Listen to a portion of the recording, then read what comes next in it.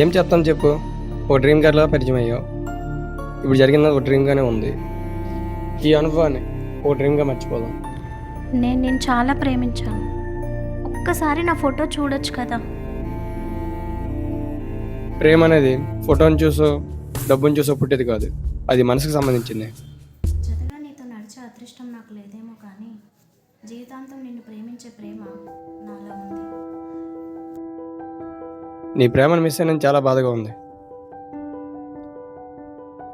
కానీ ఇదే కరెక్ట్ డేషన్ అనిపిస్తుంది. Thank you and bye. మరెప్పుడు కాల్ చేయను.